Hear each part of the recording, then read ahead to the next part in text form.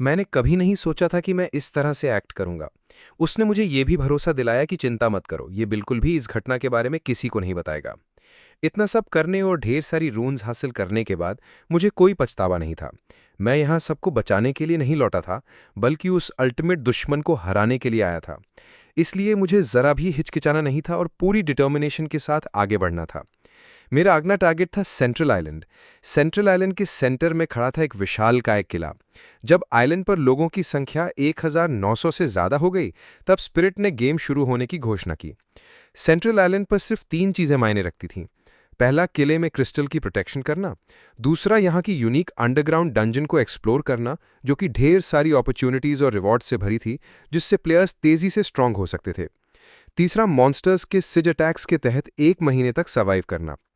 Originally सुबह के वक्त हर किसी को लग रहा था कि इसमें कोई खास डिफिकल्टी नहीं है। ओपोनेंट सिर्फ कुछ बेवकूफ़ स्केलेटन्स थे जो सिर्फ अटैक करना जानते थे। लेकिन शाम होने से पहले सब ने अपनी शुरुआती राय बदल दी। ये स्केलेटन सोल्जर्स जैसे कभी खत्म ही नहीं हो रहे थे, एक के बाद एक वेव में किले पर लगातार अटैक कर रहे थे। वाकई, किले के काउंसिल चेंबर में एक आदमी को टेबल पीटते हुए सुना गया, जो चिल्ला रहा था कि अब रूल्स बनाना जरूरी है। पहले ही दिन वो मॉन्स्टर्स से लगभग ओवररन हो चुके थे और उसने बाकी 3 लोगों से सवाल किया कि वो कब तक बस देखते रहने वाले हैं। अगर ऐसा ही चलता रहा तो क्रिस्टल की प्रोटेक्शन तो दूर, वो सब मॉन्स्टर्स के हाथों खत्म हो जाएंगे। बोलने वाला था मेसन, एमके स्क्वाड का सॉवरन। इस पॉइंट पर एड्रियन, पी स्क्वाड का सॉवरन, बोला कि जब तक बाकी सॉवरन्स नहीं आते ऐसी डिस्कशंस को वेट करना चाहिए। फिर डायना, नोआ स्क्वाड की सॉवरन, ने कहा कि चूंकि सभी इन्फ्लुएंशियल सॉवरन्स प्रेजेंट हैं तो अभी डिस्कस करने में कोई हर्ज नहीं है। आखिर में विंसेंट, स्मोक स्क्वाड का सॉवरन, ने पूछा कि अब करना क्या चाहिए। मेसन ने कहा कि अभी सबसे बड़ी प्रॉब्लम है किले की दीवारों पर डिफेंसिव फोर्सेस की कमी। इसलिए उसने प्रपोज किया कि जो लोग कॉम्बैट में पार्टिसिपेट नहीं कर रहे, उन्हें फोर्सफुली ड्राफ्ट करके साथ में फाइट करवाया जाए। डायना ने उसे रिमाइंड किया कि उनके पास उन प्लेयर्स को कंट्रोल करने का कोई तरीका नहीं है जो किसी स्क्वाड का हिस्सा नहीं है। मेसन ने फिर कहा कि उसका इरादा कभी भी उन रोग्स को विलिंगली कंप्लाई करवाने का नहीं था। वो बस फोर्स का इस्तेमाल करके उन्हें काबू कर सकते हैं। मॉन्स्टर्स 3 घंटे में फिर से अटैक करेंगे और कोई गारंटी नहीं दे सकता कि इस बार वो डिफेंस होल्ड कर पाएंगे। इसे बस इग्नोर नहीं किया जा सकता। विंसेंट ने कहा कि भले ही कई स्क्वाड्स यूनाइट हो जाएं, सक्सेस की गारंटी नहीं है। अभी सबसे बड़ी प्रॉब्लम यह थी कि ज्यादा से ज्यादा लोग अंडरग्राउंड डंजन्स की ओर जा रहे थे। अब डंजन्स में जाने वालों की संख्या उनके कई स्क्वाड्स की कंबाइंड मेंबरशिप के बराबर थी। और तो और उन्होंने अपने ऑर्गेनाइजेशन को एक रिडिक्यूलस नाम दिया था, एंटी डंजन कोएलिशन। ना सिर्फ वो हेल्प करने से मना कर रहे थे, बल्कि डिफेंस पर भी फोकस कर रहे थे। उनके पास कोई चॉइस नहीं थी। मेसन बस इतना प्रपोज कर सका कि फ्रंटलाइन स्क्वाड मेंबर्स को पहले डंजन्स में भेजा जाए ताकि उनकी स्ट्रेंथ बढ़े। एड्रियन तुरंत खड़ा हुआ और पूछा कि अगर ऐसा किया तो उस दौरान डिफेंस कौन हैंडल करेगा। अगर सचमुच जाना है तो सिर्फ कुछ स्क्वाड मेंबर्स को पहले जाना चाहिए। काउंसिल चेंबर में हंगामा देखकर डायना मन ही मन कोस रही थी। अगर शुरू से ही 1900 लोग प्रॉपर्ली डिफेंड करते तो वो कभी इस प्रेडिकेमेंट में फंसते नहीं। शुरुआत में जब पता चला कि फेलियर का मतलब सबकी डेथ होगा, तो लगभग सभी लोग इस डिफेंसिव बैटल में पार्टिसिपेट कर रहे थे। लेकिन अचानक किसी ने अकेले अंडरग्राउंड डंजन्स में जाकर शानदार आर्टिफैक्ट्स हासिल किए, जिससे बाकी लोग जलन में आ गए और ढेर सारे लोग डंजन्स की ओर बढ़ने लगे। जब डायना अगले 1 महीने तक डिफेंड करने के लिए दिमाग लड़ रही थी, तभी माया ने अचानक दरवाजा खोला और चहकते हुए अंदर आई, डायना को दीदी कहकर बुलाते हुए। डायना ने उसे बाद में बात करने को कहा क्योंकि उसे अभी भयंकर सिरदर्द हो रहा था। माया ने कहा कि वो इस बार मजाक करने नहीं आई, बल्कि बहुत जरूरी गुड न्यूज लेकर आई है। जब माया ने बताया कि कोई अचानक आया और अकेले ही पूरे एंटी डंजन कोएलिशन का सामना कर गया, तो डायना को अपने कानों पर यकीन नहीं हुआ। बाकी सॉवरेंस भी ये न्यूज सुनकर हैरान रह गए। इसी बीच किले के बाहर प्लाजा में एंटी डंजन कोएलिशन के मेंबर्स का ढेर जमीन पर घुटनों के बल बैठा था, लगातार रहम की भीख मांग रहा था। कह रहा था कि उनका प्लान था कि 2 दिन और हंटिंग करने के बाद वो वापस आकर शिफ्ट्स में हिस्सा लेंगे। लेकिन वो बोल पाता इससे पहले ही एक स्पाइक उसके कंधे में गहराई तक चुभ गई। लंबी सुई पकड़ने वाला कोई और नहीं था बल्कि cosmic super invincible tyrant dragon था, जो रेनबो स्पाइरल्स पर सोर कर रहा था, यानी कि बेहद हैंडसम मैं। अभी मैं क्लाउड बिस्किट्स चबा रहा था और ऐलान कर रहा था कि कल से हर कोई कॉम्बैट में पार्टिसिपेट करेगा। बोलने के बाद मैं धीरे धीरे उस आदमी के पास गया जो जमीन पर था। वो कांपते हुए पीछे हट रहा था और समझ नहीं पा रहा था क्यों। उसे लग रहा था कि मेरी रूनिक एबिलिटी वैल्यूज उससे ज्यादा नहीं थी, फिर भी उसके पास कोई रेजिस्ट करने की पावर नहीं थी। जब मैं उसके पास पहुंचा तो मैंने बस इतना कहा कि मेरी वेपन मुझे वापस करो। बाकी एंटी डंजन कोएलिशन मेंबर्स मेरी इस एरोगेंस को देखकर आगे आए और पूछने लगे कि मैं अपने आप को समझता क्या हूं जो मुझे इस तरह से कमांड करने की हिम्मत कर रहे हो। फिर उनमें से एक ने अपने कोट से एक डैगर निकाला और तेजी से मेरी ओर दौड़ा। मैंने नोटिस किया कि उसका वेपन एडिशनल एबिलिटीज के साथ एनहांस था, जो कि कलरलेस आर्टिफैक्ट्स में काफ़ी अच्छा था।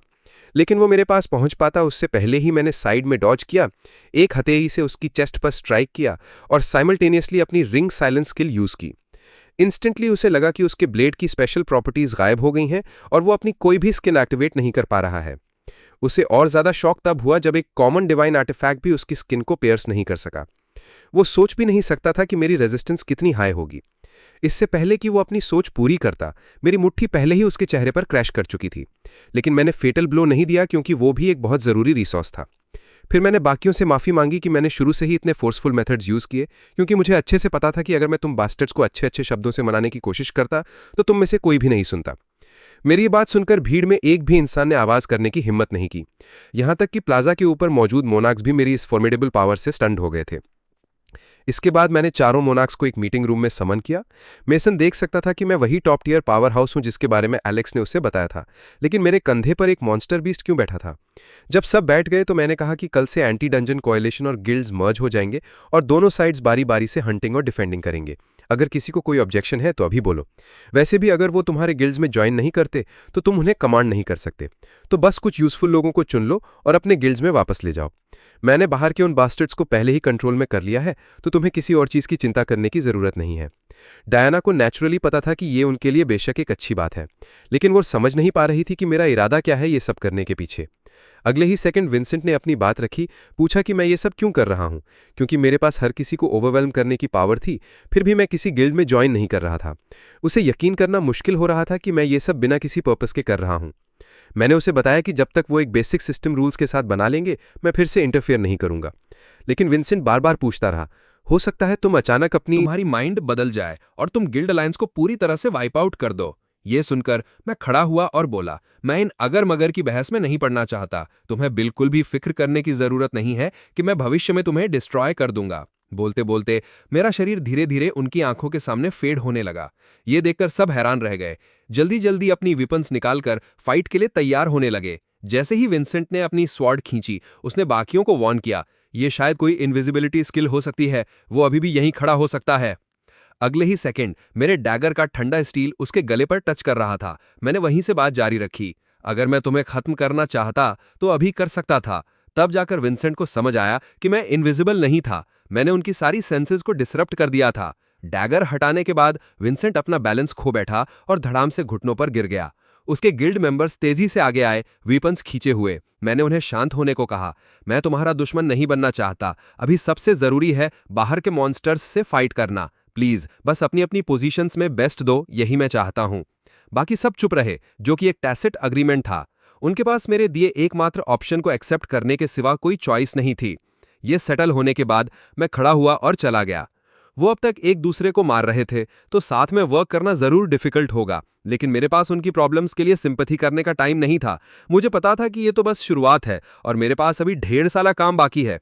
तभी माया ने अचानक मेरा रास्ता रोक लिया, एक और ऑलिव ब्रांच ऑफर करते हुए। वो मेरी ओर चल कर आई, बस 1 इंच की दूरी पर रुकते हुए। उसने मेरी चेस्ट पर हल्की सांस छोड़ी और बोली, इस बार हमारी गिल्ड में ज्वाइन करने का इनविटेशन सीरियस है। तुम हमेशा अकेले रहते हो, क्या तुम्हें लोनली नहीं लगता? या फिर क्या तुम्हारे दिल में पहले से कोई है?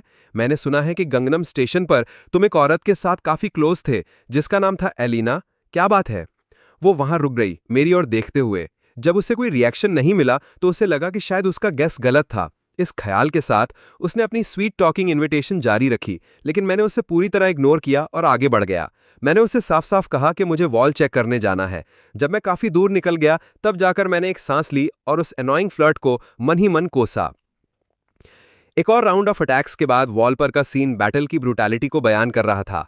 एलेक्स वहां था, मेडिक्स को डायरेक्ट कर रहा था कि घायलों को सपोर्ट क्लासेस के पास हीलिंग के लिए ले जाया जाए, और एक सबॉर्डिनेट से गिल्ड के लॉसेस की रिपोर्ट मांगी। सबॉर्डिनेट ने कहा, शुरुआत की तुलना में हमारा डिफेंस अब काफी स्टेबलाइज हो गया है, हर पोजीशन पर लोग हैं और हमें किसी पर्सनल की कमी नहीं हुई। वो एंटी डंजन कोएलिशन वाले जो पहले भाग गए थे, शुरुआत में अनकोऑपरेटिव थे, लेकिन आखिर में उन्होंने ठीक ठाक काम किया।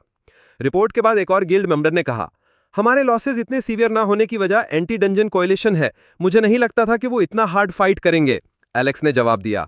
ऐसा नहीं है कि वो हार्ड फाइट करना चाहते थे, उनके पास कोई चॉइस नहीं थी, क्योंकि उस वॉल पर एक ऐसा आदमी खड़ा था जो किसी भी मॉन्स्टर से 100 गुना ज्यादा डरावना था, और वो उन्हें वॉच कर रहा था। आज फिर से मैंने अकेले ही बीस्ट्स की एक मैसिव होड़ को डील किया था। उसने दिन भर मुझे कई इन्विटेशंस भेजे थे, लेकिन मैंने सबको डिसाइसिवली रिजेक्ट कर दिया था। इससे वो गुस्से में था, फिर भी वो कुछ कर नहीं सकता था। जब उसे लग रहा था कि वो अपने करंट स्टेट को मेंटेन करके मॉन्स्टर्स को सिक्योरली होल्ड ऑफ कर सकते हैं, तभी अचानक आकाश में एक क्रैक दिखाई दिया और उसमें से छोटा स्प्राइट का सिर निकला। जैसे ही उसका पूरा शरीर बाहर आया, सबने उसे डिजास्टर का हरबिंजर पहचान लिया। सब कोसने लगे। जब भी ये बंदा दिखता था, कुछ अच्छा नहीं होता था। और वाकई अब स्प्राइट बोर हो चुका था, क्योंकि वो स्केलेटन सोल्जर्स को हैंडल कर पा रहे थे। तो आज से वो सीज में डेमन्स को ऐड करने वाला था। डेमन स्ट्रांग है, लेकिन हाई रिस्क के साथ हाई रिवॉर्ड भी आता है। एक डेमन को मारने पर एक मिनी क्रिस्टल ड्रॉप होगा। बोलते हुए उसने सबके स्टेटस पैनल को फोर्सफुली ओपन किया और एक्सप्लेन करना जारी रखा। ये क्रिस्टल्स सिर्फ इस क्रिस्टल शॉप में यूज हो सकते हैं। इसमें तुम ना सिर्फ पावरफुल डिवाइन ग्रेड इक्विपमेंट खरीद सकते हो, बल्कि एक एस्केप टिकट भी खरीद सकते हो, जिससे तुम यहां से निकल सकते हो। एस्केप टिकट देखते ही कई चेहरों पर इमोशंस दिखने लगे, लेकिन फिर उन्होंने नीचे का टेक्स्ट नोटिस किया। 5 लोग एक साथ एस्केप कर सकते हैं। इससे पहले कि वो पढ़ना पूरा करते, आकाश में किले के ऊपर एक रेड पोर्टल दिखाई दिया। फिर उसमें से एक दर्जनों मीटर लंबा मॉन्स्टर आधा बाहर निकला। किले में लोग हेजिटेट करने लगे। क्रिस्टल्स टेम्पटिंग थे, लेकिन ये डेमन इनक्रेडिबली पावरफुल लग रहा था। और तभी डेमन ने किले की दीवारों पर भीड़ को स्पॉट किया और उनकी ओर चलने लगा। उस मोमेंट में भीड़ से बाहर निकला, हवा में छलांग लगाई और रैम्पार्ट के ऊपर से कूद गया। मेरा टारगेट था वो डेमन जो वॉल के नीचे था। जैसे ही मेरी वीपन स्ट्राइक की, मैं एक ब्लड सोक्ड नेल की तरह था जो कैटापुल्ट से शूट होकर उसके शरीर की ओर जा रहा था। नीचे का मॉन्स्टर एक ब्रीदिंग माउंटेन ऑफ फ्लैश की तरह था जो मेरी सारी वीपन्स के इंपैक्ट को एब्जॉर्ब कर रहा था। मॉन्स्टर के आर्म के साथ कॉन्टैक्ट पॉइंट पर एक व्हाइट हॉट लाइट फट पड़ी, जैसे एक मिनिएचर सन जो आसपास की हवा को वार्प कर रहा था। मैं फाइटिंग के एक छोटे से गैप में वॉल के ऊपर से वॉल्ट कर गया था। इस एक्ट ने उन बैटल हार्डन वेटरन्स की प्यूपिल्स को कॉन्स्ट्रिक्ट कर दिया जो लाइफ और डेथ को देख चुके थे, और वो ऑन द स्पॉट पेट्रिफाइड हो गए, क्योंकि वॉल के नीचे एक वर्ल्ड एंडिंग बीस्ट थी जो एक पंच में आधा शहर पल्वराइज कर सकती थी, और अब वो कॉइल्ड थी। सबने सोचा कि मैं पागल हो गया हूं, कि मैं अपनी डेथ की ओर जा रहा हूं। अगले ही सेकंड मेरे ब्लेड के साथ क्लैश करने के बाद वो भीमेथ वाकई 2 कदम पीछे हट गया। लेकिन मॉन्स्टर की पाम में एक और एनर्जी बॉल गैदर होने लगी जो समुद्रों को बॉयल कर सकती थी और पहाड़ों को लेवल कर सकती थी। ये देखकर मैंने जल्दी से बैक डॉज किया ताकि डिस्टेंस क्रिएट हो। उसका अटैक मिस हो गया, जमीन पर स्मैश होकर 2.5 मीटर गहरा क्रेटर बना दिया। इससे मैंने प्रशंसा में सांस ली। भले ही ये बस एक डिग्रेडेड वर्जन था, फिर भी ये एक डेमन था। मैंने पहले अपनी डिफेंस को रून सरपेंट के साथ सिग्निफिकेंटली बूस्ट किया था। इसका मतलब था कि मेरी करंट अटैक पावर इसके क्लॉज को शैटर करने के लिए इनसफिशिएंट थी। तो अब मुझे सिर्फ उन डिवाइन आर्टिफैक्ट्स पर डिपेंड करना था जो मैंने डंजन से हासिल किए थे। ये सोचकर मैंने बैंडेड स्नीकिंग बूट्स एक्टिवेट किए, जिसने मेरी मूवमेंट स्पीड को 1 मिनट के लिए बढ़ा दी। इंस्टेंटली मेरी स्पीड 2 गुना से ज्यादा हो गई। एक ब्लिंक में मैं उसके पीछे था, लेकिन उसकी रिएक्शन इनक्रेडिबली फास्ट थी।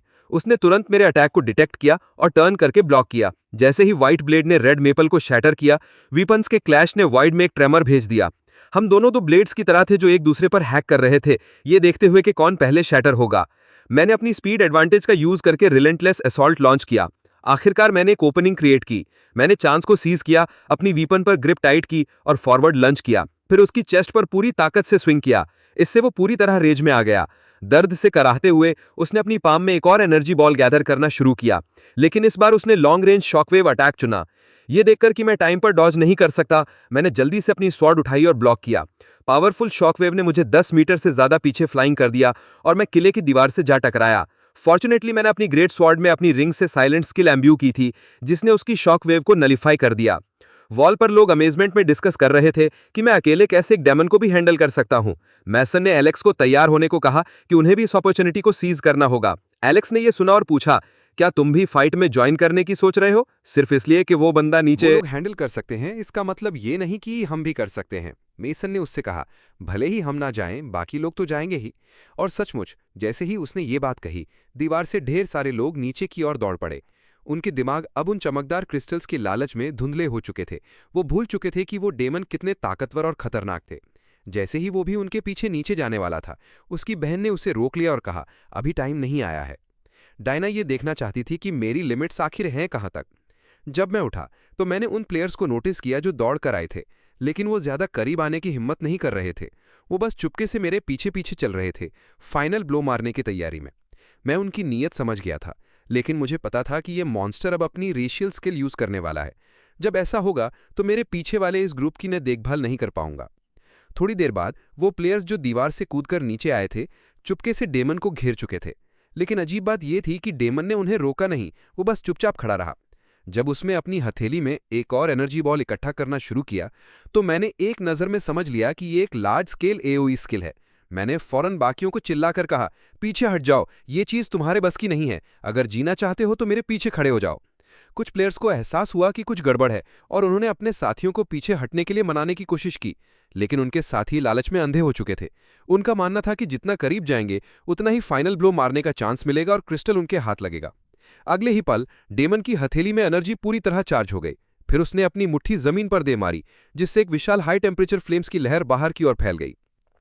एक प्लेयर जिसके पास अभी अभी एक डंजियन से मिला डिवाइन आर्टिफैक्ट शील्ड था, उसने सोचा कि ये छोटी मोटी आग उसके लिए कुछ भी नहीं है। लेकिन जैसे ही वो फ्लेम्स उसके पास पहुंचे, उसे अचानक एक डर का एहसास हुआ। लेकिन तब तक देर हो चुकी थी। पलक झपकते ही वो जलकर राख हो गया।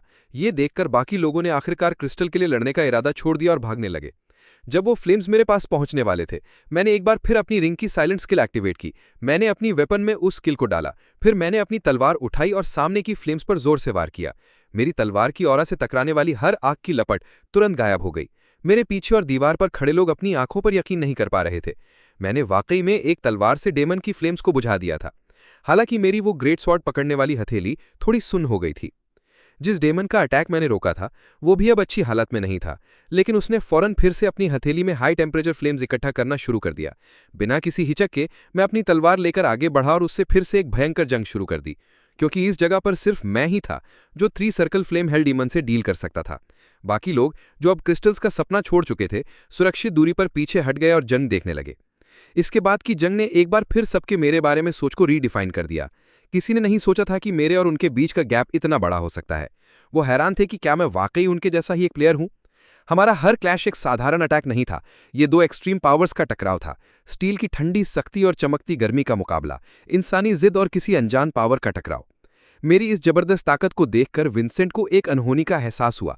उसे पता था कि अगर ये सब ऐसे ही चलता रहा तो मैं मोनार्क के हाथों से लीडरशिप छीन लूंगा। उसे कोई रास्ता निकालना था।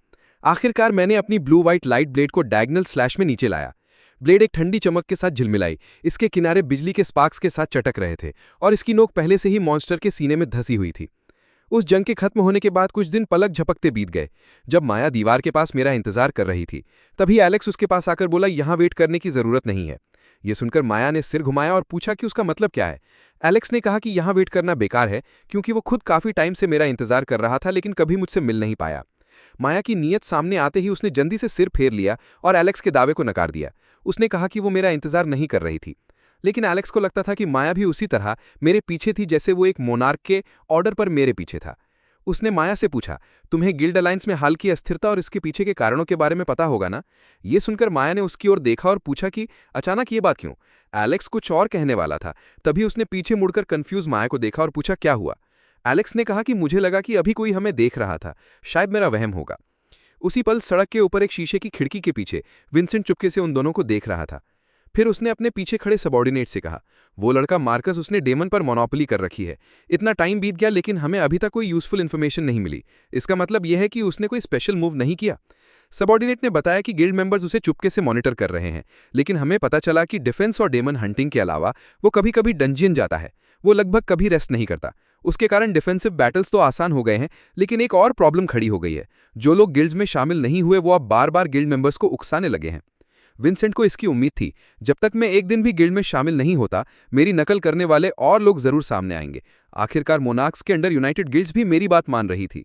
इसलिए उसने पहले से ही तैयारियां कर रखी थी, क्योंकि उसे साफ पता था कि अगर पावर में जरा भी कमजोरी आई तो नीचे के लोगों को कंट्रोल करना नामुमकिन हो जाएगा, और अपने फ्यूचर प्लान्स के लिए वो ऐसा बिल्कुल नहीं होने दे सकता था। उसी वक्त दरवाजा खुला और बाहर से कुछ लोगों का ग्रुप अंदर आया। ये वो लोग थे जिन्हें विंसेंट ने बुलाया था, और उनकी डिस्कशन का टॉपिक था गिल्ड अलायंस का फ्यूचर। इधर बैटलफील्ड पर मैंने अभी अभी एक और डेमन को मार गिराया था। मैंने वो लंबी सुई निकाली जो मेरे साथ थी और देखा कि वो अब पूरी तरह घिस चुकी है।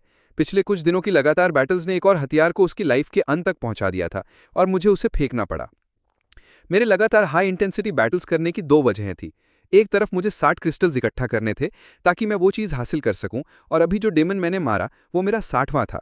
दूसरी तरफ क्रिस्टल शॉप में बिकने वाले ज्यादातर advance divine artifacts guild exclusive थे। वो इतने इफेक्टिव आर्टिफैक्ट्स थे कि अगर क्रिस्टल्स गिल्ड मेंबर्स के हाथ लग गए तो वो फिर से आपस में लड़कर केओस क्रिएट कर देंगे। डेमन्स पर मेरी मोनोपोली इसलिए थी ताकि उनकी सारी उम्मीदें चकनाचूर हो जाएं। जब मैंने 60 क्रिस्टल्स खर्च किए तो मैंने शॉप से वो हथियार लिया जो मुझे सबसे ज्यादा फेमिलियर और कंफर्टेबल था। इसका नाम था जजमेंट ऑफ डिक्रिटस। दिखने में ये दो हंसियों की तरह था जो एक लोहे की चेन से जुड़े थे। इस हथियार के साथ आने वाली बैटल जरूर आसान हो जाएंगी। हाथ में खुजली महसूस करते हुए मैंने हंसियों को घुमाया और सामने की मॉन्स्टर हॉर्ड की ओर बढ़ गया। डिफेंसिव वॉर खत्म होने में अभी लगभग 10 दिन बाकी थे। इन आने वाले दिनों में गिल्ड मेंबर्स जरूर मेरे खिलाफ कोई मूव करेंगे। हालांकि मुझे नहीं पता था कि पहला वार कौन करेगा। मैं इसका काफी इंतजार कर रहा था। 10 दिन पलक झपकते बीत गए। स्प्राइट फिर से सबके सामने आया और बोला, तुम लोग इतने इंटरेस्टिंग प्लेयर्स हो क्योंकि तुम वो ग्रुप हो जिसमें मैंने सबसे ज्यादा सर्वाइवर्स देखे हैं। जमीन उनके पैरों तले हिंसक रूप से कांपने लगी। फिर शहर की दीवारों के बाहर मारे गए राक्षसों के शवों में अजीबोगरीब हरकतें शुरू हो गई। एक एक करके मानो फिर से जीवित हो रहे हों, वे धीरे धीरे हवा में तैरने लगे। फिर वे सभी महल के अंदर एक पोर्टल में समा गए। महल के हॉल में एकजुट होने के बाद राक्षसों के शवों ने एक बेहद विचित्र मांस का गोला बनाया। आखिरकार उस मांस के गोले से एक ह्यूमनॉइड डीमन का जन्म हुआ और वो थी सेंट्रल आइलैंड के छिपे हुए क्वेस्ट की डेमन क्वीन सब्जुगेशन। जिस पल उसके बैंगनी काले पंखों ने आकाश को ढक लिया, कैथीड्रल के गुंबद से निकलने वाली बैंगनी गुलाबी रोशनी चीथड़ों की तरफ बिखर गई। ये बुराई का साकार रूप था, सारे डर का स्रोत। वो वहां खड़ा था, मानो कह रहा हो, ये दुनिया मेरी है। फिर महल के चारों ओर एक लाल दीवार उभर आई ताकि अंदर का कोई भी व्यक्ति भाग न सके। इसके बाद स्प्राइट ने कहा कि अब 2 रास्ते हैं। पहला, यहां रुककर अनडेड राक्षसों की अंतहीन धारा का सामना करना और फिर क्रिस्टल्स का इस्तेमाल करके यहां से भागना। लेकिन ये अनडेड राक्षस पिछले वाले राक्षसों जैसे नहीं थे, ये कहीं ज्यादा खतरनाक थे। दूसरा रास्ता था महल में समन्ड डेमन क्वीन को हराना। जब सबने डेमन क्वीन सुना, सबके चेहरे लटक गए। पहले के नियमों में कभी डेमन क्वीन का जिक्र नहीं था। स्प्राइट ने समझाया, अगर मैंने डेमन क्वीन को सीधे समन किया होता तो शायद तुम सब मर चुके होते, लेकिन मुझे उम्मीद नहीं थी कि इस बैच में इतने सारे सर्वाइवर्स होंगे, इसलिए मुझे मजबूरन उसे समन करना पड़ा। क्रिस्टल्स अनडेड राक्षसों के हमले के शुरू होने के 30 मिनट बाद एक्टिवेट होंगे, लेकिन सिर्फ 500 लोग ही यहां से जा सकेंगे। ये नियम सुनकर हर कोई एक दूसरे को शक भरी नजरों से देखने लगा। महल में अभी भी 1000 से ज्यादा सर्वाइवर्स थे। इसका मतलब था कि आधे लोग पीछे छूट जाएंगे। फिर स्प्राइट ने कहा कि डेमन क्वीन को मारने से एक ऐसा रिवॉर्ड अनलॉक होगा जिससे सभी लोग जा सकेंगे। ये मेरा खास गिफ्ट है तुम सबके लिए। स्प्राइट के गायब होने के बाद महल के ऊपर आकाश में 10 मिनट की उल्टी गिनती शुरू हो गई। सबको लग रहा था कि बस इस महीने को झेलने तो बच जाएंगे, लेकिन अब उनके सामने इतनी बड़ी नई प्रॉब्लम थी। इसी पल विंसेंट ने आगे बढ़कर कहा, 30 मिनट में हम क्रिस्टल के पास जाएंगे, बस हमें इतना समय झेलना है। उसने गिल्ड अलायंस के मेंबर्स को अभी क्रिस्टल के पास इकट्ठा होने का इंतजाम किया, जबकि बाकी लोग दीवार पर डिफेंस करेंगे। जैसे ही वो मुड़कर जाने लगा, रायन ने उसे पीछे से रोक लिया। रायन ने गुस्से में कहा, ये मत सोच कि मुझे नहीं पता, तुम गिल्ड वाले सब मिलकर भागने की प्लानिंग कर रहे हो। विंसेंट ने जवाब दिया, चाहे कुछ भी हो, क्या एकजुट होकर डिफेंसिव बैटल लड़ना बेहतर नहीं है? मैं भी कोशिश कर रहा हूं कि ज्यादा से ज्यादा लोग बचें। रायन ने सुनकर तंज कसा, वाकई तुम गिल्ड के मोनार्क हो, ऐसा प्लान तो बनाना ही था। शायद तुम्हें लगता है कि तुम्हारे गिल्ड्स के बाहर किसी की जिंदगी की कोई कीमत नहीं है। लेकिन विंसेंट अब उससे बहस नहीं करना चाहता था। उसने कहा, तुम्हारे पास अभी कोई बेहतर आइडिया है? याद रखो, पहले दिन एक साधारण डीमन ग्रंट ने एक झटके में दर्जनों लोगों को मार डाला था। स्प्राइट ने जिस डीमन क्वीन की बात की, उसे हराने का हमारे पास क्या चांस है? फिर उसने बाकियों से पूछा, तुम क्या चुनते हो? एक प्लान के साथ अनडेड राक्षसों से लड़ना, 30 मिनट तक टिकना और अगले आइलैंड पर एक साथ जाना, या डेमन क्वीन के खिलाफ आग में जलने वाले परवानों की तरह? यह सुनकर रायन जवाब नहीं दे पाया, क्योंकि डेमन क्वीन से लड़ना वाकई अवास्तविक लग रहा था। उनकी हिचकिचाहट देखकर एड्रियन ने मन ही मन विंसेंट की वाकपटुता की तारीफ की।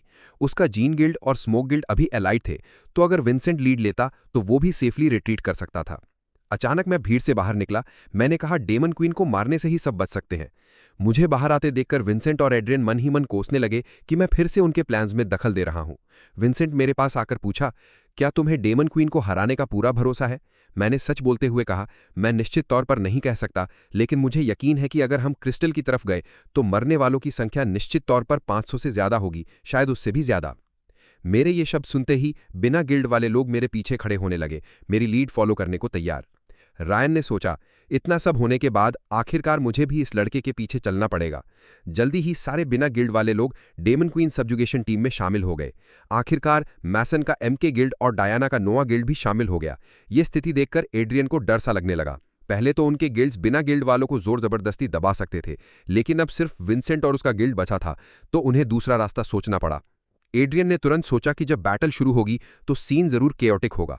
वो उस अफरा तफरी में मुझ पर आक्रमण कर सकता है, लेकिन उसका विचार पूरा होने से पहले ही मैंने अचानक उसकी तरफ मुड़कर एक ठंडी नजर डाली। फिर मैंने उसकी ओर एक सिकल फेंका। मेरा इरादा उसकी जान लेना नहीं, बस उसके पैरों के पास फेंककर चेतावनी दी। मैंने कहा, अगर तुम हंट शुरू होने के बाद पीठ पीछे कोई चाल चलना चाहते हो तो ठीक है, लेकिन उम्मीद है तुम इसके नतीजों को झेलने के लिए तैयार हो। मेरी डरावनी परसेप्शन ने दोनों को हक्का बक्का कर दिया। आखिरकार विंसेंट ने समझौता करते हुए अभी के लिए कोऑपरेट करने का फैसला किया, वो बाद में मौका देखेगा।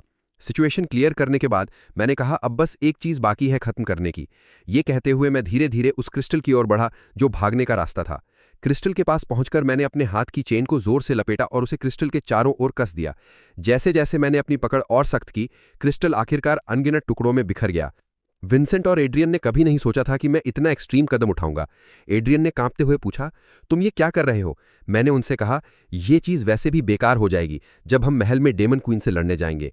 अगर ये भागने का रास्ता छोड़ दिया तो लोग कायर बन जाएंगे। मेरे इस कदम और शब्दों ने भीड़ में जीत का जज्बा जगा दिया। सब चिल्लाने लगे कि वो मेरे साथ मरते दम तक लड़ेंगे। मैंने कहा, तुम मेरे पीछे नहीं बल्कि अपने छोटे डर वाले वर्जन के पीछे चल रहे हो, तो सब अपनी जिंदगी के लिए पूरी ताकत से लड़ो। जैसे ही मैंने अपनी आखिरी बात पूरी की, आकाश में 10 मिनट की उल्टी गिनती खत्म हो गई। सब मेरे पीछे चल पड़े और हमने महल के दरवाजे खोल दिए। लेकिन महल का अंदरूनी हिस्सा बिल्कुल वैसा नहीं था जैसा वो जानते थे। हवा में एक भयानक औरा था। जैसे ही हम महल के मुख्य हॉल में दाखिल हुए, दोनों तरफ की मोमबत्तियां अचानक जल उठी। सबसे पीछे बैठी डेमन क्वीन ने अपने आप से बुदबुदाया, कितने सालों बाद इंसानों से मुलाकात हुई है। फिर उसने अपनी उंगली हिलाई और मुख्य द्वार, जिससे हम सब आए थे, लॉक कर दिया। सबके पैनल पर एक मैसेज आया कि महल सील हो चुका है। अगले ही पल जमीन फिर से हिंसक रूप से कांपने लगी। अगले सेकंड इतनी चौड़ी दरारें फुटने लगी कि एक इंसान उसमें गिर सकता था और ऐसा लग रहा था कि कुछ ऊपर चढ़ रहा है। जब सबने गौर से देखा तो एक झुंड बेहद बदसूरत राक्षस दिखे। जैसे ही एक राक्षस एक ग्रंट के चेहरे पर झपटने वाला था, मेरी चेन ने उसे रोक दिया। चेन वापस खींचते हुए मैंने सबको कहा, शांत रहो। ये राक्षस उन राक्षसों से अलग नहीं है, बस थोड़े और बदसूरत है। सब बैटल के लिए तैयार हो जाओ, असली परेशानी तो अब आने वाली है। मेरी बात खत्म होते ही और बड़े और जमीन में और चौड़ी दरारें फटने लगीं। फिर उनमें से ऊंची तपिश वाली आग के स्तंभ फूट पड़े। इसके बाद उन आग के स्तंभों में से लंबी चौड़ी आकृतियां उभरने लगीं। मुझे पता था कि डेमन क्वीन तक पहुंचने के लिए हमें पहले इन डेमन गेट कीपर्स से निपटना होगा। शुक्र है सिर्फ 2 गेट कीपर्स ही सामने आए। मैंने कुछ मोनार्क्स को मेरे साथ आगे बढ़ने को कहा ताकि हम फॉर्मेशन को स्टेबल कर सकें। फिर मैंने ऑर्डर दिया कि हमारी फोर्स को 2 हिस्सों में बांटकर दोनों गेट कीपर्स से एक साथ डील किया जाए। हीलर्स और सपोर्ट्स टीम के पीछे रहो। जिनके पास रेंज स्किल्स हैं वे सामने आए। बाकी लोग जो इतने पावरफुल नहीं हैं, हमारे छूटे हुए छोटे मोटे राक्षसों को संभालें। मुझे आगे बढ़ने की तैयारी करते देख मेसन ने कहा, इतनी जल्दबाजी में चार्ज करना बहुत रिस्की है। लेकिन उसकी बात पूरी होने से पहले ही मैं बाएं वाले गेट कीपर की ओर दौड़ पड़ा। ये दोनों राक्षस अबिस के गेट कीपर्स के इंफीरियर वर्जन थे। भले ही ये असली गेट कीपर्स से कहीं कमज़ोर थे, लेकिन इनकी मूवमेंट्स लगभग एक जैसी थीं। मेरे पिछले जन्म के गेट कीपर्स से लड़ने के अनुभव के आधार पर मुझे उनके अटैक्स को प्रिडिक्ट करने में आसानी होनी चाहिए। ये मेरे हाथ में इस नए हथियार को टेस्ट करने का भी अच्छा मौका था। ये सोचते हुए मैंने सिकल को कंट्रोल किया और उसके सिर पर वार किया। उसने तुरंत रिएक्ट किया और अपनी तलवार से मेरे सिकल को परे कर दिया, लेकिन मैंने फौरन डेलोकुआ की built in operation skill activate कर दी। पलक झपकते ही चेन का एक घना जाल उसकी लंबी तलवार को जकड़ लिया। तनी हुई चेन ने उसकी तलवार को वापस खींचना नामुमकिन कर दिया। फिर चेन धीरे धीरे उसके शरीर पर फैलने लगी जब तक कि वो पूरी तरह जकड़ नहीं गया। ऑपरेशन स्किल से बंधने के बाद ये लगातार उसकी माना ड्रेन करता और एक स्टैटसिंग कर्स लागू करता। भले ही ये मेरी खुद की माना भी लगातार खर्च करता था, लेकिन मैं इस लेवल के ड्रेन को हैंडल कर सकता था। जब मैंने उसे पूरी तरह दबा लिया तो पीछे खड़े ग्रुप से पूछा, क्या तुम बस वहीं खड़े खड़े तमाशा देखते रहोगे? वे लोग अभी भी कुछ पल पहले के शौक से बाहर नहीं निकले थे। मेरी चीख ने आखिरकार उन्हें याद दिलाया कि वे यहाँ किस लिए आए हैं। इसके बाद मेसन सबसे पहले आगे आया और अपनी मोनार्क ट्रेट एक्टिवेट की। अपने गिल्ड मेंबर्स को अटैक करने का ऑर्डर दिया। फिर डायना ने भी अपनी मोनार्क ट्रेट एक्टिवेट की और अपने मेंबर्स को कांटेक्ट किया। जिनके डिफेंस कम थे उन्हें सपोर्ट के लिए पीछे जाने को कहा, जबकि बाकी लोग फॉलो करें। पलक झपकते ही दोनों गिल्ड्स के रेंज स्किल्स वाले मेंबर्स आगे बढ़े और गेट कीपर पर अटैक्स की बौछार कर दी। एक लहर के हमलों को झेलने के बाद गेट कीपर ने अपनी तलवार की मूठ को और सख्त पकड़ लिया। अगले ही सेकंड उसकी ब्लेड से हल्की बैंगनी आग निकलने लगी। मैंने एक नज़र में समझ लिया कि यह हेल की फ्लेम्स को समन करने की कोशिश कर रहा था। जैसे ही उसने अपनी विशाल तलवार को जमीन में घोंपा, उसके शरीर से निकलने वाला ऑरा पहले से कई गुना मजबूत हो गया। मेरी चेनें ढीली पड़ने लगीं। ये देखकर मैं आगे दौड़ा, चेन को और कसते हुए सबको कहा, अटैक रोकना नहीं। मेरा टारगेट उसकी छाती में चमकता हुआ मांस था। भले ही मेरा मौजूदा डिफेंस हेल की फ्लेम्स को ब्लॉक नहीं कर सकता था, लेकिन अगर मैं उसकी छाती से उस चीज को निकाल लूं तो मैं उसे मार सकता हूं। ये सोचते हुए मैं हवा में उछला और उसकी ओर दौड़ा। इस वक्त उसकी छाती से पहले ही आग की लपटें निकल रही थीं। जब मैं उसकी छाती तक पहुंचा तो मैंने पूरी ताकत से वार किया। मेरी हरकत देखकर माया चिल्लाई, आग बहुत तीव्र है, ये खतरनाक है। भले ही तुम्हारा अटैक काम कर जाए, तुम भी मर जाओगे। उसने मुझे फौरन पीछे हटने को कहा, लेकिन तब तक मैंने अपनी बाह उसके जख्म में डाल दी थी जो आग से लबरेज थी। यह साफ था कि मैंने राक्षस का कमजोर पॉइंट ढूंढ लिया था। फिर भी मेरे साथी चिल्ला रहे थे कि मुझे अटैक छोड़ देना चाहिए, क्योंकि उस पल राक्षस 3000 डिग्री सेल्सियस से ज्यादा तपिश वाली आग से घिरा हुआ था और तापमान अभी भी बढ़ रहा था, जो कभी भी फट सकता था। लेकिन मैंने जलन भरे दर्द को सहा और उसके शरीर के अंदर तक हाथ डाला। मैं एक रीइंकारनेटर होने के नाते मुझे पक्का पता था कि इग्निशन स्टोन यही है। जैसे ही आग ने मेरी स्किन को जला डाला और मेरी मसल्स पिघलने वाली थी, मैंने इग्निशन स्टोन को खींच लिया। फिर बिना हिचकिचाए मैंने उसे कुचल दिया। आसपास के ताकतवर लोग जो ये देख रहे थे, इतने शॉक्ड थे कि उनके जबड़ी जमीन पर गिरने को तैयार थे। उन्हें कभी उम्मीद नहीं थी कि मेरा डिफेंस इतना हाई होगा। जैसे ही मैं नीचे कूदा, मैंने चिल्लाकर कहा, अटैक जारी रखो, रुकना नहीं। अब ये आग का इस्तेमाल नहीं कर सकता। लेकिन जैसे ही मैंने ये कहा, मुझे बगल से आग का एक स्तंभ आता दिखा। लैंड करने के बाद मैं फौरन पीछे हटा। मेसन ने उस दिशा में देखा जहां से आग आई थी, और वो सन्न रह गया। दूसरे गेट कीपर को हैंडल करने वाली टीम को भारी नुकसान हुआ था। वो गेट कीपर पूरी तरह अनहार्म्ड खड़ा था और एक भी गिल्ड मेंबर को चोट नहीं आई थी। सारे मरे हुए लोग एंटी डंजन कोलिशन के मेंबर्स थे। ये लोग पहले से ही दूसरी सोच में थे, उम्मीद कर रहे थे कि मैं अपना टारगेट डील करने के बाद उनके टारगेट को भी हैंडल करूंगा। इतना देखकर विंसेंट ने एक सिनिस्टर स्माइल दी। उसका मकसद इन लोगों को हिलाना था। तो उसने फौरन आगे बढ़कर कहा, मार्कस ने हम सबको इस डेस्परेट सिचुएशन में डाल दिया। और फिर उसने अपने हाथ झाड़ लिए। तो उसे सबकी सेफ्टी की जिम्मेदारी लेनी होगी। एलेक्स, जो लड़ाई के बीच में था, इतना गुस्सा हुआ कि उसने विंसेंट की मां को गाली दी और कहा, बस खड़े खड़े बातें मत करो, बल्कि लड़ाई में शामिल हो। कोई भी देख सकता है कि तुम लोग बस खड़े हो और कुछ नहीं कर रहे। विंसेंट ने कहा, क्या तुम्हें लगता है कि मैं इसलिए लड़ाई नहीं कर रहा क्योंकि मेरे पास एबिलिटी नहीं है? मैं तुम्हें अभी हमारी ताकत दिखाता हूं। उसके ऑर्डर पर उसके पीछे के मेंबर्स ने गेट कीपर पर अटैक शुरू कर दिया। वॉरियर्स ने पैरों पर हमला किया। रेंज्ड अटैकर्स, आर्चर्स और मेजेस ने ऊपरी हिस्से पर। असैसिन्स सही मौके की तलाश में थे। इस राउंड का असॉल्ट वाकई गेट कीपर को प्रभावी ढंग से दबाने में कामयाब रहा। ये देखकर मैंने एलेक्स और उसकी टीम से कहा, तुम लोग भी उनकी मदद करो, मैं इसको अकेले हैंडल कर सकता हूं। बोलते हुए उस गेट कीपर ने अपनी लंबी तलवार घुमाई जो मुझ पर काटने के लिए तैयार थी। जवाब में मैं बस ऊपर उछला और आसानी से उसके अटैक को डॉज कर लिया। फिर हवा में रहते हुए मैंने अपनी चेन घुमाकर काउंटर अटैक किया। ये विशालकाय राक्षस मेरी चेन के अनप्रेडिक्टेबल असॉल्ट को डॉज नहीं कर सकता था। फिर मैंने इस मौके का फायदा उठाकर उसके शरीर पर सिकल से कई बार वार किए। आखिरकार मैं ग्रेसफुली, स्टेडिली और सेफली लैंड किया। मेरे पीछे एड्रियन हैरान था। उसने कभी नहीं सोचा था कि एक राक्षस जिसे वे अपनी पूरी ताकत से मिलकर भी मुश्किल से दबा पाए थे, उसे मैं अकेले बिना किसी काउंटर अटैक के पीट रहा हूं। तो उसने नीचे के मेंबर्स को और मेहनत करने और ढील न देने का ऑर्डर दिया। ऑर्डर को भांपते हुए मेंबर्स ने नेचुरली ढील नहीं दी और कंटिन्यूस अटैक करते रहे। मैं विंसेंट के अलायंस को देख रहा था।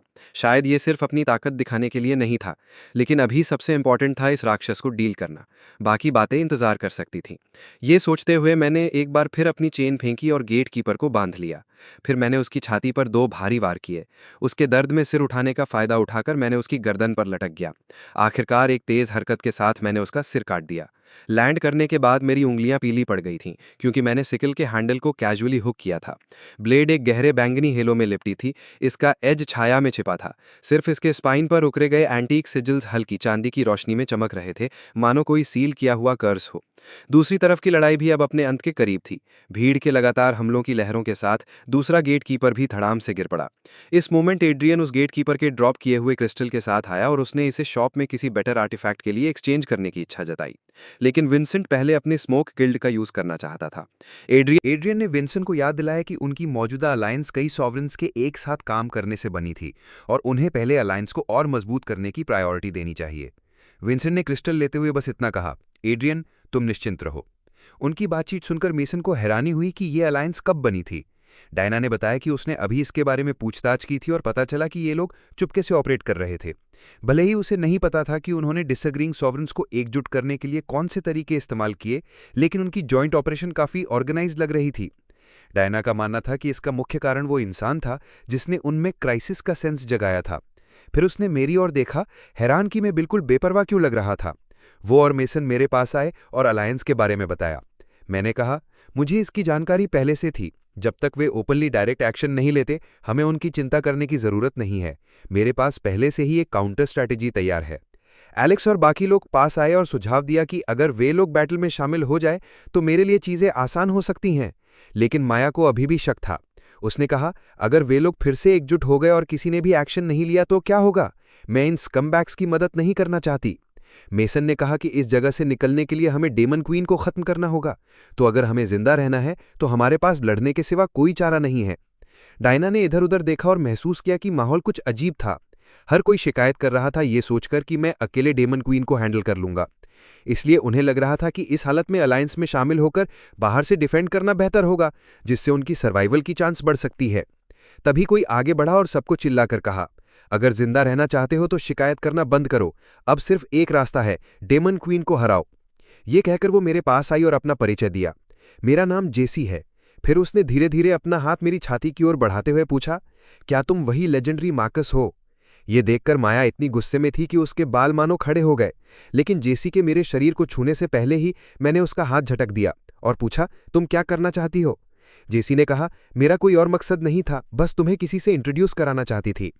मेरे ठंडे रवैये को देखकर वो मुड़कर जाने लगी और बोली, अगर बाद में तुम्हारा मन बदले तो मुझे बता देना। वो इंसान तुम में बहुत इंटरेस्टेड है। जेसी के जाने के बाद माया ने मन ही मन उसे कोसा। कैसी औरत है ये? उसे याद था कि पहले जब जेसी ने मुझसे बात करने की कोशिश की थी तो मैंने उसे इग्नोर किया था। उसने सोचा, क्या सिर्फ नॉन गिल्ड लोग ही इग्नोर नहीं होते? एलेक्स ने अभी कहना शुरू ही किया था कि जब उसने मुझे पहले रिक्रूट करने की कोशिश की थी तो मैंने उसे भी इग्नोर किया था, कि मैंने उन्हें फिर से इग्नोर करते हुए कहा, तैयारियां पूरी होने के बाद आगे बढ़ते रहो। थोड़ा आगे चलने के बाद मेरे सामने एक बैंगनी रोशनी की दीवार उभर आई। अचानक स्प्राइट की हंसी चारों ओर गूंजने लगी, जिसने सबको चौंका दिया। स्प्राइट फिर सामने आया, हंसी के आंसू पोंछते हुए बोला, ये बैच के प्लेयर्स वाकई फैसिनेटिंग है जो डेमन क्वीन को चैलेंज करने की प्लानिंग कर रहे हैं। चूंकि तुम लोग इतने इंटरेस्टिंग हो, मैं तुम्हें एक अच्छी खबर देता हूं। अगले आइलैंड का पोर्टल सिर्फ डेमन क्वीन को हराने के बाद ही नहीं खुलेगा। तुम्हें बस डेमन क्वीन के असॉल्ट के तहत 30 मिनट तक सर्वाइव करना है और थिनहस पर रखा क्रिस्टल एक्टिवेट हो जाएगा। इस तरीके में लोगों की संख्या की कोई लिमिट नहीं है, तो सबके पास अगले आइलैंड पर जाने का मौका है। आसान है ना? उसने आगे कहा, तुम सबको पता होना चाहिए कि क्रिस्टल फ्रैगमेंट से एस्केप टिकट्स खरीदना पॉसिबल है, लेकिन वो ऑफिशियल रास्ता नहीं है अगले आइलैंड का। सब अपनी पूरी कोशिश करो और हम अगले आइलैंड पर मिलेंगे। ये कहकर वो अपनी जगह से गायब हो गया। उसकी बातें सुनकर मुझे लगा कि उसका अभी ये कहना इरादा साफ था। इस तरह सबका हौसला डेमन क्वीन को मारने की तैयारी से घटकर बस 30 मिनट टिकने तक आ गया। इसी वक्त डेमन क्वीन ने हाथ ऊपर उठाया। जमीन पर पड़े मांस के गोले हॉल में तैरने लगे। फिर उसने एक अवेकन कमांड दी और वो मांस के गोले तेजी से हिलने लगे। फिर उसने अनगिनत अनडेड एक एक करके निकलने लगे। मैं देख सकता था कि ये इन्फीरियर वर्जन अबिस के ओरिजिनल की आधी ताकत भी नहीं रखते थे और मुझे उनके अटैक पैटर्न्स की पूरी जानकारी थी। जैसे ही वो अनडेड मेरी ओर दौड़े, मैंने फौरन शॉप खोली और कई क्रिस्टल से एक आर्टिफैक्ट खरीदा। ये मेरे हाथ में मौजूद साइट के साथ एक सेट बनाने वाला हथियार था। इसका नाम था डिसाइज जस्टिस। जैसे ही मैंने इस टूटी ब्लेड को आगे फेंका, मेरे सामने वाला अनडेड तुरंत मर गया। तुरंत ही डिसाइज जस्टिस मेरे हाथ में वापस आ गया। इसमें 2 इनहेरेंट स्किल्स थे, स्प्लिट और रिकॉल। फिर मैंने इसके स्प्लिट स्किल का इस्तेमाल करके कई टूटी ब्लेड्स कंजोर की और अपने दिमाग से उन्हें तेजी से आगे उड़ाया। उनका टारगेट था थिनास पर बैठी डेमन क्वीन, लेकिन एक भी ब्लेड डेमन क्वीन तक नहीं पहुंच सकी क्योंकि वे सभी डेमन क्वीन के समन डंडेट से ब्लॉक हो गए। फिर वो अचानक खड़ी हुई और अपनी छोटी छड़ी से मुझ पर वार किया। मैंने अपनी चेन से उसका वार ब्लॉक किया और फिर से उसके पास बढ़ा। मैंने दर्जनों गहरी चेन घुमाई जो सांप की तरह तेजी से डेमन क्वीन की ओर बढ़ी। डेमन क्वीन ने भी अपनी छोटी छड़ी से जवाब दिया, चेन के साथ टकराकर ऐसी आवाजें पैदा की मानो अगले ही सेकंड हवा टुकड़ों में बिखर जाएगी। दर्जनों लगातार एक्सचेंजेस के बाद डेमन क्वीन ने अचानक एक हाथ पीछे खींच लिया। फिर उसने चुपके से जमीन पर पड़े राक्षसों के शवों पर कुछ मैजिक डालना शुरू कर दिया। मैजिक से इन्फ्यूज होने के बाद वो राक्षस सचमुच मान सुगाकर तेजी से मेरी ओर उड़ा, लेकिन उसके मूव से पूरी तरह से वाकिफ होने के कारण मैंने आसानी से उसे डॉज कर लिया। लैंड करने के बाद मैंने चिल्लाकर कहा, आसपास के छोटे राक्षसों को तुम लोग संभालो, मैं डेमन क्वीन को डील करता हूं। एलेक्स ने देखा कि और ज्यादा राक्षस आगे बढ़ रहे हैं। उसने गुस्से से पूछा, विंसेंट का ग्रुप क्या कर रहा है? वे बैटल में क्यों नहीं शामिल हो रहे? विंसेंट अभी भी अपनी जगह पर खड़ा था और अपने सबॉर्डिनेट्स को स्टैंड बाय पर कमांड दे रहा था। माया ने कहा, मुझे पता था कि ये लोग ऐसा ही करेंगे। मुझे उम्मीद नहीं थी कि वे इस वक्त दगाबाजी करने की हिम्मत करेंगे, तो मैंने उनसे कहा, थोड़ा वक्त और रोक के रखो। माया हैरानी से चिल्लाकर बोली, तुम्हारे बिना हम डेमन क्वीन को कैसे रोक सकते हैं? बोलते हुए डेमन क्वीन ने अपनी पुतलियों को और चौड़ा कर दिया और उसके आसपास की गहरी एनर्जी तेजी से बढ़ने लगी। जैसे ही उसने अपनी ताकत इकट्ठा की और दोनों हाथ ऊंचे उठाए, जमीन से दो विशाल हाथ फट पड़े। फिर उसने अपनी मुट्ठियां बंद की और मेरी दिशा में वार किया, लेकिन वो मुट्ठी मुझ तक पहुंचने से पहले ही रुक गई। मेरे लिए थोड़ा आश्चर्यजनक था कि मेसन ने मेरे लिए इस वार को ब्लॉक कर लिया। एक मुंह भर खून थूकने के बाद उसने मुझसे कहा, जल्दी जाओ और वापस आओ, मैं ज्यादा देर तक नहीं टिक सकता। बिना किसी हिचकिचाहट के मैं मुड़ा और पीछे की ओर तेजी से दौड़ा। इस वक्त क्योंकि आगे वाले लोग अनडेड के साथ कियोटिक बैटल में उलझे हुए थे, पीछे वाले लोग सामने की स्थिति साफ नहीं देख पा रहे थे। अचानक एलेक्स के गिल्ड का एक मेंबर पीछे से चाकू से वार कर मारा गया और मौके पर ही मर गया। एड्रियन ने पीछे मुड़कर चाकू पकड़े हुए इंसान को देखा और जोर से सवाल किया, ये क्या हो रहा है? विंसेंट ने उससे कहा, जाहिर है जब सामने वाला इंसान डेमन क्वीन से डील कर रहा है और उसे ध्यान देने का वक्त नहीं है, तो ये मौजूदा स्थिति को ऑर्गेनाइज करने का सही टाइम है। इसी के साथ विंसेंट के कमांड पर उसके पीछे के मेंबर्स आगे बढ़े और एलेक्स के गिल्ड मेंबर्स की ओर चार्ज करने लगे। घबराए हुए एड्रियन ने अपने लोगों को काउंटर अटैक के लिए ऑर्गेनाइज करना नहीं भूला, लेकिन पीछे मुड़कर देखने पर उसे पता चला कि उसके गिल्ड मेंबर्स को जैसे जहर दे दिया गया हो। वे अपने शरीर को हिला भी नहीं पा रहे थे। इस तरह एक तरफा नरसंहार शुरू हो गया। एड्रियन ने देखा कि ये काम नहीं कर रहा तो उसने विंसेंट को मनाने की कोशिश की। बैटल अभी खत्म नहीं हुई है और इस तरह हरकत करने से हम सब यहां मर जाएंगे। लेकिन विंसेंट ने कहा, अब इससे कोई फर्क नहीं पड़ता। वैसे भी ये लोग बस नंबर बढ़ाने के लिए ट्रैश हैं और हर कोई अपने सॉवरेन के लिए मौत चुनेगा। ये कहते हुए उसके हाथ के पीछे का गिल्ड क्रेस्ट धीरे धीरे चमकने लगा। जैसे ही एड्रियन सोच रहा था कि विंसेंट ने जिस सॉवरेन का जिक्र किया वो कौन है, तभी एक ठंडा खंजर उसके गले तक पहुंच गया। शुक्र है मैं समय पर वहां पहुंचा और एड्रियन के लिए उस वार को ब्लॉक कर लिया।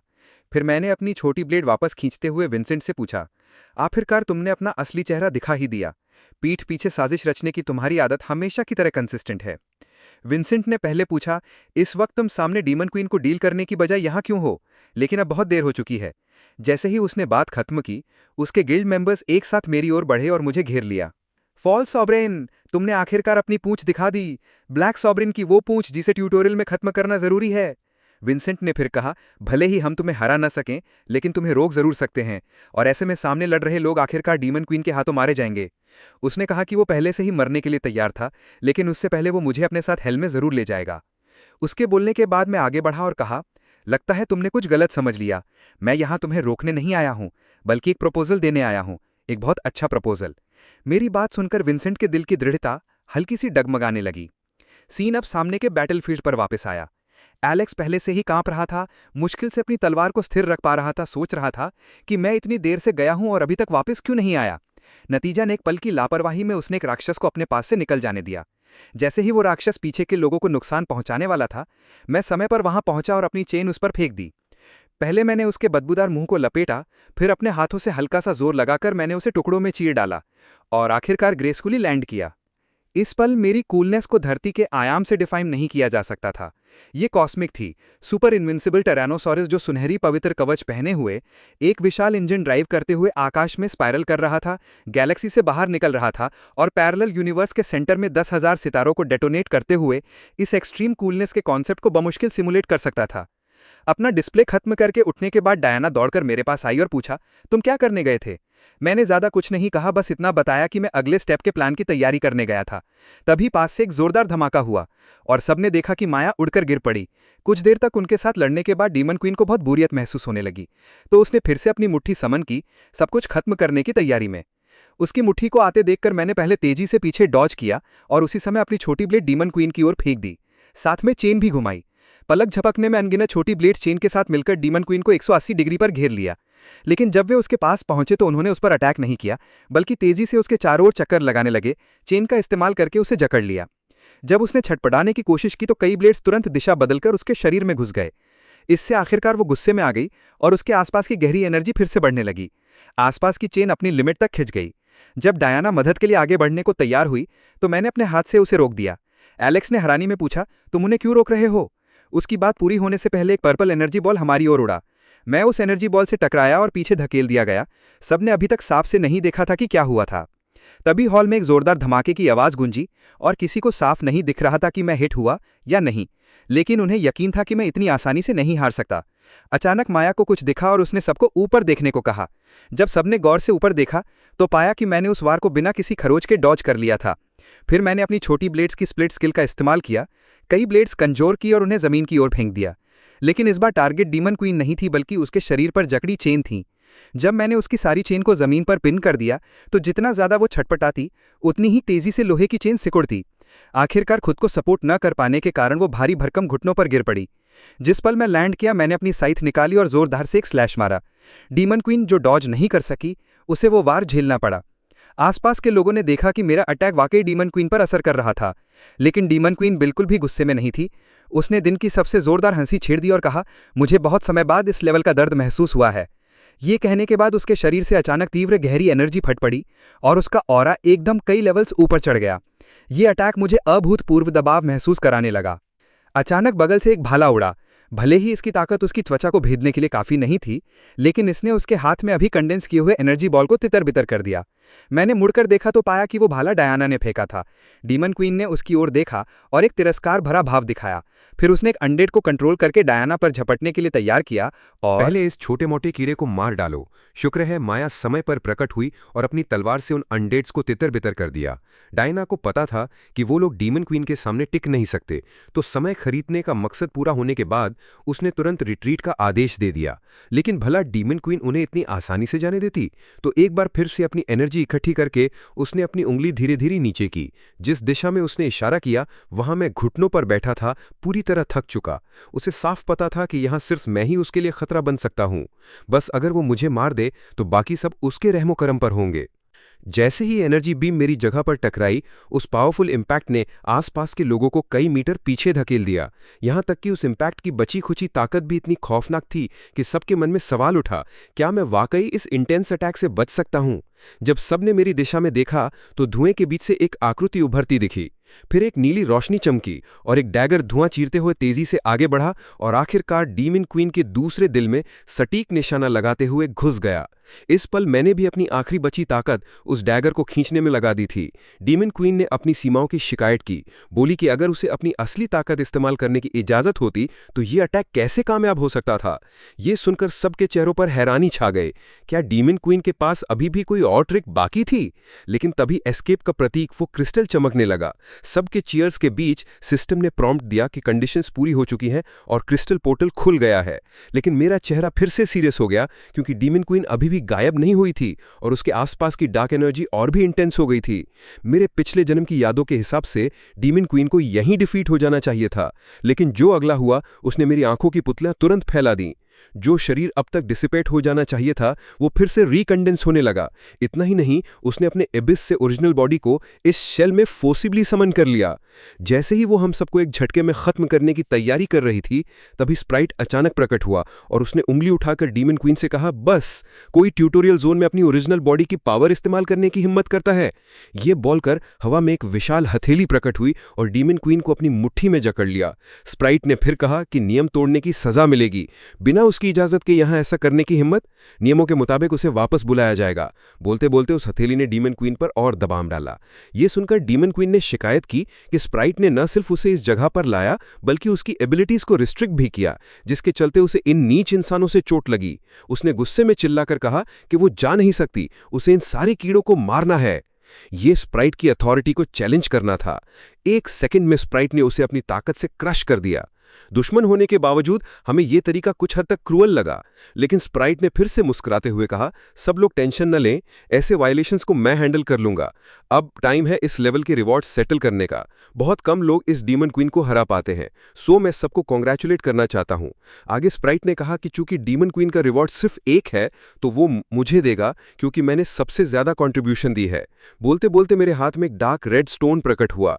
ये स्टोन मेरे सारे रून वैल्यूज को 99.99% तक सेट कर सकता था, लेकिन सिर्फ एक दिन के लिए, और इसके खत्म होने के बाद मेरी सारी एबिलिटीज 0.01% तक गिर जाएंगी। जाने से पहले स्प्राइट ने हमें बताया कि क्रिस्टल इस्तेमाल करते वक्त जिस आइलैंड का नाम हम साइलेंटली मन में बोलेंगे वो हमें वहां टेलीपोर्ट कर देगा। रिवॉर्ड को अपने हाथ में देखकर मैंने सोचा कि इसे हासिल करना ही मेरा यहां आने का मकसद था। एबिस की वो पावर मेरे कंट्रोल के दायरे से बाहर थी। अगर स्प्राइट ने इंटरवीन ना किया होता तो कॉन्सिक्वेंसेस अनइमेजिनेबल होते, सो मुझे जल्दी से और स्ट्रांग होना होगा। पीछे से एलेक्स और मेसन आए और बोले कि इतनी मेहनत के बाद हमें सिर्फ एक रिवॉर्ड मिला, लेकिन सब जानते थे कि मैंने लगभग अकेले ही डीमन क्वीन को एलिमिनेट किया था, तो कोई चाहकर भी इसे चुराने की एबिलिटी नहीं रखता था। डायना को लगा कि स्मोक गिल्ड इतनी आसानी से हार नहीं मानेगी, तो उसने जल्दी से पीछे के गिल्ड मेंबर से कांटेक्ट करने की कोशिश की। मैंने उनसे कहा कि पीछे की चीजें अब तक खत्म हो चुकी होंगी। ये सुनकर एलेक्स ने कंफ्यूजन में पूछा कि मेरा खत्म हो चुकी से क्या मतलब है। इसी वक्त डायना ने पीछे के गिल्ड मेंबर से कांटेक्ट किया। पता चला कि बाकी गिल्ड मेंबर्स के हाथों पर गिल्ड क्रेस्ट गायब हो चुके थे, जिसका मतलब था कि उनके गिल्ड सॉवरेंस शायद मर गए हैं। ये सुनकर डायना ने हैरानी से बताया कि स्मोक गिल्ड ने रेबेलियन कर दी थी और बाकी गिल्ड सॉवरेंस को गायब कर दिया था। ये सुनकर मेरे मुंह के कोने पर एक मुस्कान उभरी। सीन शिफ्ट, एक जंगल में जहां काले कपड़ों वाला शख्स क्लियरिंग के बीच में खड़ा था, उसके पैरों के पास ढेर सारे गिल्ड मेंबर्स की लाशें पड़ी थीं। 2.5 मिनट पहले इसी जगह पर विंसेंट ने गिल्ड सॉवरेंस को यहां लाया था। हालांकि उसे नहीं पता था कि यह जगह क्या है, लेकिन पास में टावर देखकर उसे लगा कि वो सही जगह पर आ गया है। उसका मिशन एक सॉवरेन के डिस्गाइज में सेंट्रल आइलैंड पर सारे सॉवरेंस को डिसरप्ट करना और मारना था। पहले उसने जानबूझकर मेरे और सॉवरेंस के बीच कॉन्फ्लिक्ट्स को भड़काया था, और जब सॉवरेंस मुझसे सावधान हो रहे थे तब उसने स्नीक अटैक्स किए थे। इतना ही नहीं, उसने मुझे इडियट तक कहा, क्योंकि मैंने उसे पहले बताया था कि अगर वो सॉवरेंस को अपने गिल्ड मेंबर्स बना ले तो वो उनके सबऑर्डिनेट गिल्ड्स को कंट्रोल कर सकता है। मैंने उसे एक डिवाइस भी दिया था जो पोर्टल्स खोल सकता था। मैंने कहा था कि जब तक वो यहां ट्रबल नहीं करता, मुझे कोई परवाह नहीं कि वो क्या करता है। इस पोर्टल डिवाइस के साथ वो सीधे अगले आइलैंड पर जा सकता था। सारे सॉवरेंस को यहां लाने के बाद विंसेंट ने कहा कि ये जगह ओरिजिनल स्टैंड बाय लोकेशन से अलग है और उसे पहले अपने सुपीरियर से कांटेक्ट करना होगा। लेकिन इससे पहले कि वो अपनी बात पूरी करता, उसका एक सबऑर्डिनेट अचानक एक फ्लाइंग शॉट स्वॉर्ड से मारा गया। लेकिन आसपास देखने पर उसे अटैकर का कोई ट्रेस नहीं मिला। विंसेंट ने सोचा कि अगर ओपोनेंट सामने नहीं आ रहा तो उनकी तादाद जरूर कम होगी। जैसे ही वो पोजीशन बदलने वाला था, उसे लगा कि वो मूव ही नहीं कर पा रहा। नीचे देखा तो उसके पैर धीरे धीरे जमीन में धंस रहे थे। जब वो लगातार स्ट्रगल कर रहे थे, तभी उस शख्स की आवाज उनके आसपास गूंजने लगी। मुझे अभी भी थोड़ा डाउट था, लेकिन तुम वाकई आ गए। लगता है मेरी प्रेपरेशंस बेकार नहीं गईं। वो शख्स फिर विंसेंट के पीछे प्रकट हुआ और बोला, तुम्हारे पैरों के नीचे एक वन टाइम डिवाइस है जो मैंने पहले से सेट किया था। हाँ, इसे एक्टिवेट होने में टाइम लगता है, लेकिन अगर मुझे तुम्हारी मूवमेंट्स पहले से पता हो तो ये परफेक्टली काम करता है। ये सुनकर विंसेंट के माथे पर ठंडा पसीना छलक गया। उसने कहा, इम्पॉसिबल। लेकिन इससे पहले कि वो और कुछ बोल पाता, उस मिस्टीरियस पर्सन ने उसे एक ही झटके में ढेर कर दिया। ये देखकर एड्रियन ने तुरंत मर्सी की भीख मांगी और कहा कि वो कुछ भी करेगा। लेकिन अगले सेकंड उस मिस्टीरियस पर्सन ने तेजी से आगे बढ़ा, एक हाथ से उसका मुंह बंद किया और उसे जमीन पर भारी दबाव के साथ दबा दिया। जब तक उसकी पूरी जान नहीं निकल गई, तब तक उसने उसे नहीं छोड़ा। इस मिस्टीरियस पर्सन ने मेरे इंस्ट्रक्शंस पर यहां ट्रैप सेट किए थे। पहले जब मैंने सेंट्रल आइलैंड और टावर की बात की थी, तब वो अभी भी था, लेकिन ये लोग वाकई आ गए थे। ये शख्स था डैनी। मैंने उसे जाने से पहले जो इंस्ट्रक्शंस दिए थे वो ठीक यही काम था। उधर कहीं और एक पोर्टल क्रिस्टल रोशनी के साथ चमक रहा था। कई लोग उस क्रिस्टल के आसपास खड़े थे। उनमें से एक ने कहा, विंसेंट मर चुका है। लगता है सेंट्रल आइलैंड का मिशन फेल हो गया। आखिरी बार उसने उनसे कांटेक्ट किया था डीमन क्वीन के कैसल में, तो शायद वो वहीं मर गया। लेकिन ये ज्यादा मैटर नहीं करता था, क्योंकि ये उनके एक्सपेक्टेशंस में था। हालांकि ऐसा लग रहा था कि कोई उनके प्लान्स में दखल दे रहा था। खैर, वो लोग इस टावर तक आना चाहते थे जहां सबसे बेस्ट रिवॉर्ड्स थे, और यहां तक पहुंचने का सिर्फ एक रास्ता था, क्रिस्टल के जरिए। आखिर में उनके लीडर ने कहा कि वो किसी को भी यहां से आसानी से नहीं गुजरने देंगे।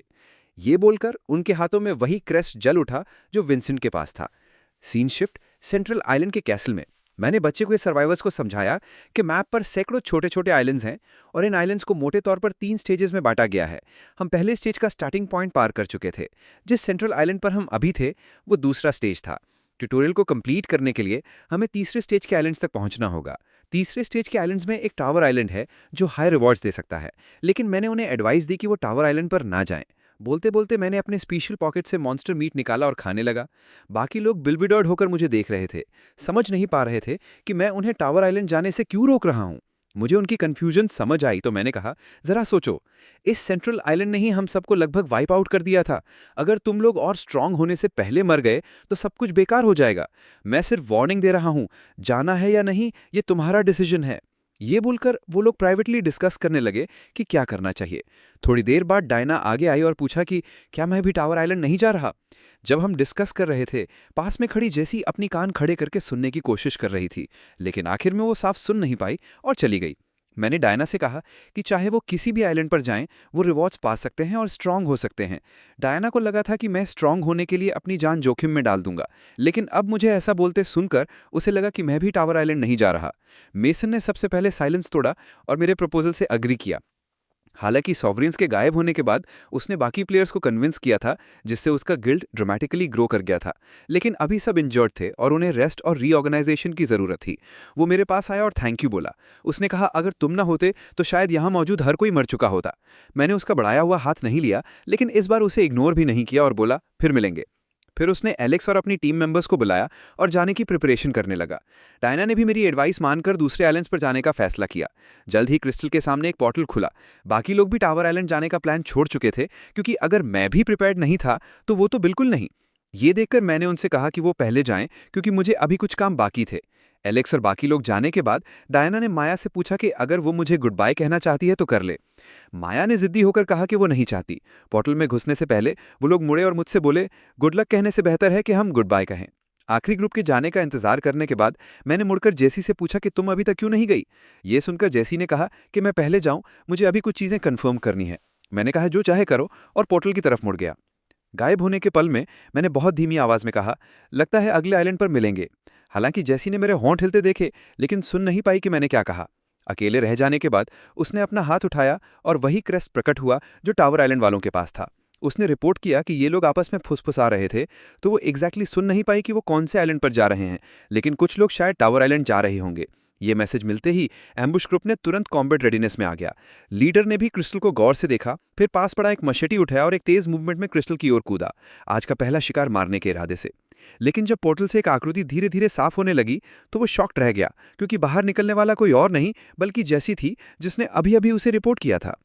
जैसे ही जैसी बाहर आई, उसने एक मशटी अपने गर्दन की ओर आता देखा और फुर्ती से झुककर उसे डॉज कर लिया। रिकवर होने के बाद उसने कहा, सॉवरेन, आपका वेलकम सेरेमनी थोड़ा टू ग्रैंड है। उस शख्स ने पूछा, जैसी, सिर्फ तुम ही क्यों आई हो, बाकी लोग कहाँ हैं? जैसी भी कंफ्यूज थी, क्योंकि वो आखिरी थी जो ट्रांसपोर्ट हुई थी और सेंट्रल आइलैंड पर कोई और बाकी नहीं था। क्या वाकई कोई भी टावर आइलैंड नहीं आया? सॉवरेन ने कहा कि वो यहाँ वेट कर रहे थे, लेकिन एक चींटी तक नहीं दिखी। जैसी ने बताया कि शायद वो लोग उस शख्स की बातों से इन्फ्लुएंस हो गए थे जिसने डीमन क्वीन को हराया था। उसने सॉवरेन को बताया कि उसने मुझे दूसरों को टावर आइलैंड न जाने की एडवाइस देते सुना था। यह सुनकर सॉवरेन गुस्से से आग बबूला हो गया कि मैंने एक बार फिर उसके प्लान्स को बर्बाद कर दिया। उसने सुना था कि विंसेंट बार बार मेरे बारे में बता रहा था कि मैंने उनके प्लान्स को कैसे डिस्टर्ब किया। गुस्से में उसने पास के एक पेड़ पर जोर से अपना हाथ मारा। उसके हल्के से दबाव से वो बड़ा सा पेड़ टुकड़े टुकड़े हो गया। ओरिजिनली उन्हें उम्मीद थी कि इस हंट से कई प्लेयर्स के रून्स मिलेंगे, लेकिन अब पोर्टल लोकेशन ढूंढने की उनकी सारी मेहनत बेकार हो गई थी।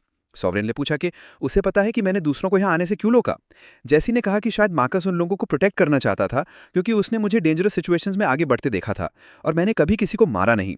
ये सुनकर सॉवरेन को लगा कि मैं एक टिकिंग टाइम बॉम्ब भविष्य में उसके प्लान्स में और दखल दे सकता हूं, तो उसने अपने सारे गिल्ड मेंबर्स को ऑर्डर दिया कि मुझे देखते ही इमीडिएटली एलिमिनेट कर लें। उसके सबऑर्डिनेट ने कहा कि मेरी स्ट्रेंथ उनसे ज्यादा है। जैसी ने कहा कि वो शख्स कभी किसी को मारता नहीं। सॉवरेन ने अपने सबऑर्डिनेट को कहा कि मेरे ऊपर बिना अपनी जान की परवाह किए रेकलेसली चार्ज करें। फिर उसने जैसी से मेरे कपड़ों और हथियारों की कैरेक्टरिस्टिक्स डिस्क्राइब करने को कहा, ताकि वो टीम मेंबर्स को बांट दे जो अलग अलग आइलैंड्स पर स्प्रेड थे। इंस्ट्रक्शंस देने के बाद वो टावर में जाने की प्रिपरेशन करने लगा। जैसी ने पूछा कि क्या वो और इंतजार नहीं करेंगे, शायद कोई बाद में आए। सॉवरेन ने कहा कि उसे वेट करना पसंद नहीं। मजबूरी में जैसी को उनके साथ टावर में जाना पड़ा। उनके जाने के थोड़ी देर बाद पोर्टल फिर से चमका। मैं धीरे धीरे उसमें से निकला, फिर आसपास देखा और कोई नहीं दिखा। मुझे पता था कि वो लोग अब तक जा चुके होंगे। वो शख्स अभी भी मेरे पिछले जन्म की तरह इम्पेशेंट था। अब मैं बेफिक्र होकर अपने प्लान पर काम कर सकता था। डैनी पास के एक पेड़ के पीछे छुपा हुआ चुपके से मुझे देख रहा था, लेकिन मैं उसे पहले ही नोटिस कर चुका था। मैंने पूछा, कब तक वहां छुपने का प्लान है? वो बाहर आया तो मैंने पूछा कि क्या वो चीज़ लाया जो मैंने मांगी थी। ये सुनकर डैनी ने एक आइटम निकाला जिसे 7 सिबलिंग्स ईयरिंग कहा जाता है। हालांकि उसे पता नहीं था कि इसका यूज़ कैसे करना है। मैंने उसे लिया और डायरेक्टली कानों में पहन लिया।